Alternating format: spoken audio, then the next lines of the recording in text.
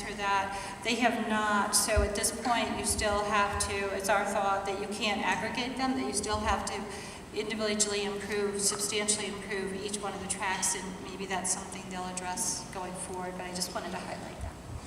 I should. Sorry, go.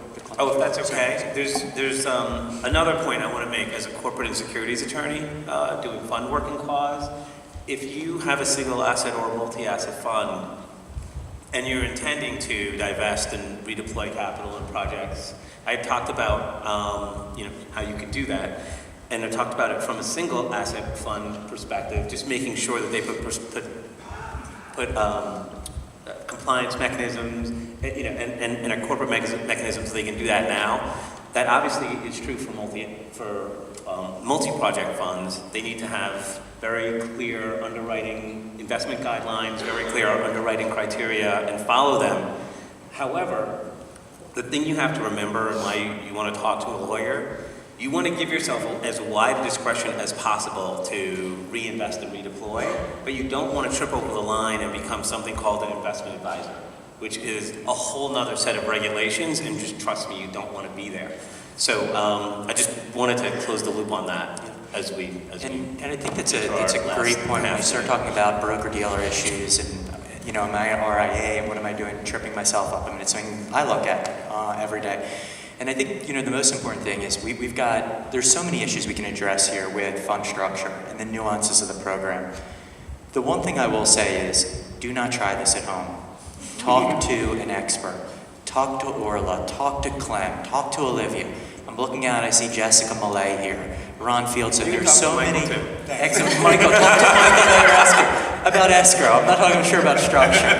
Probably not the best person on structure, maybe for the escrow side.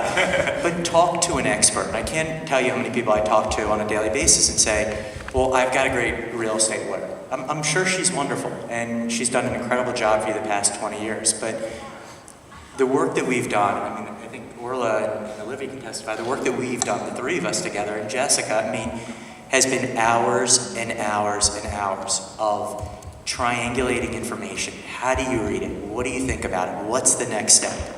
Spend the money. We've all worked so hard to build relationships with our investment partners, with our investors, with our brokerage community. The last thing you want to do is advocate to someone, hey, go ahead, sell that $5 million of Apple stock. And then forget about the deal working. We all want to talk about how great the deals are. The last thing you want to do is botch the structure. So let's open it up real quickly for questions, and we'll wrap it up in a couple minutes.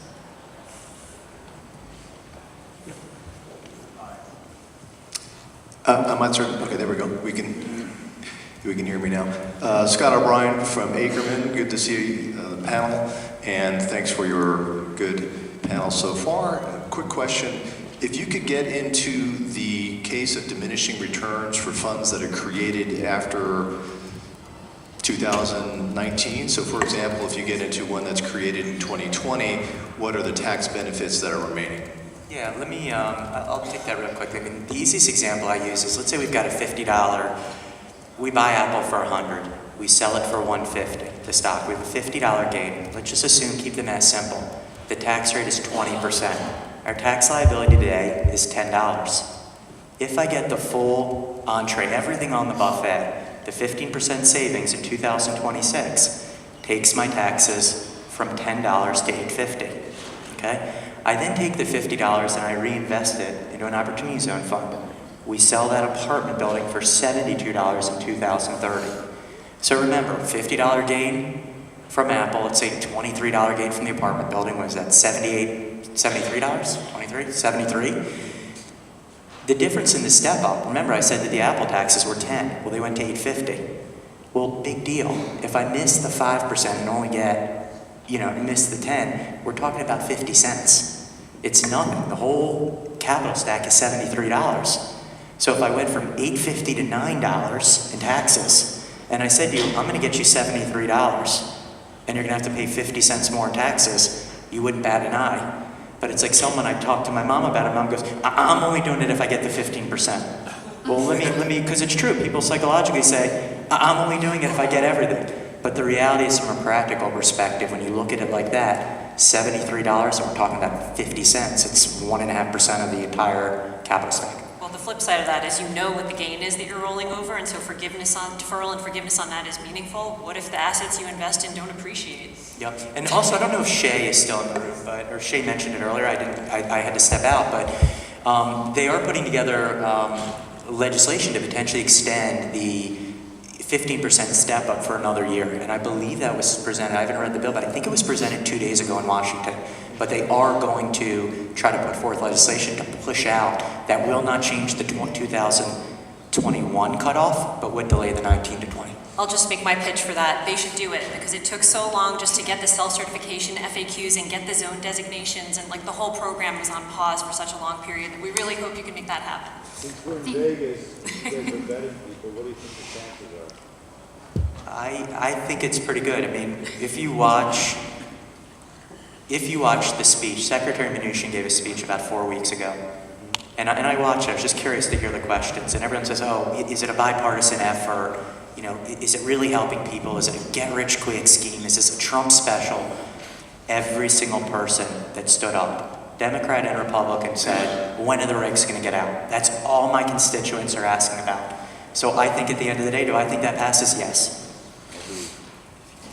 A quick question about divesting of the asset, because I think we're hearing conflicting info, and I think I know why. I always joke that if you ask 3 CPAs the same question, you get 5 different answers.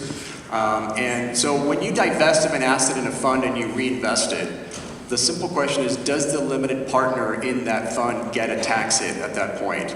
I know the fund itself. Yes. Okay, because the panel before said, well, the Treasury doesn't, the Treasury wants to, but they don't feel like they have the authority, so it was kind of up in the air. So if you sell... Until they give that relief, the answer is yes. So if my fund buys 3 properties and I sell one of those properties and reinvest it in a different property, I'm going to get hit with, my limited partners will be hit with the tax on that sale of that one property. Yeah, I mean, my reading of that rule that allows you to reinvest property, I mean, I think even where it's situated in the regs is it's meant to address compliance failures. So they basically were saying, look, you don't blow up the whole structure because you have a near-term asset sale that doesn't make it out to 10 years, but you're not getting a tax benefit on that. Right, but you still get the holding period. You still get the holding So period. that's really what they were trying to say. You get to retain that, but you are going to have, we think that you're going to have to pay taxes on that. Well, that would be just on the amount.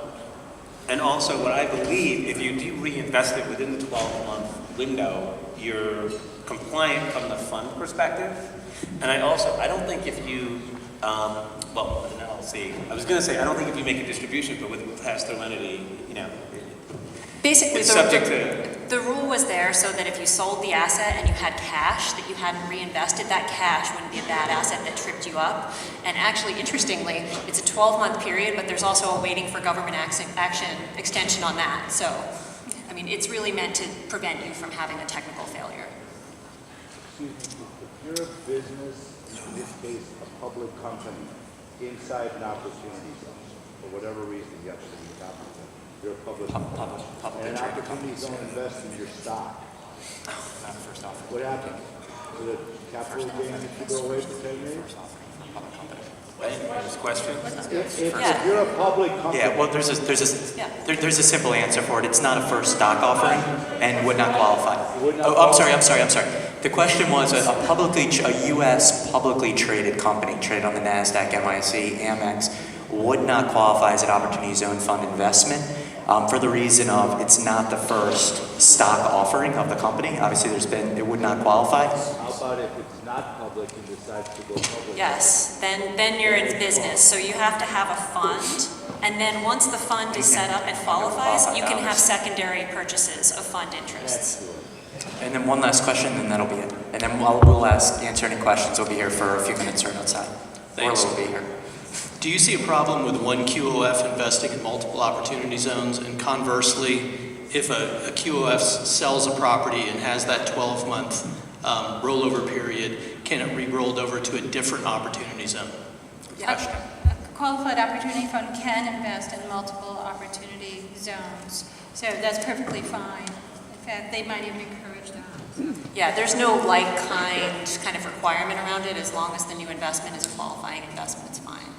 Did you have one It's a question? question that would be more interesting in the EB5 world, but in quads, it's pretty simple. That's it. We're done. Thanks.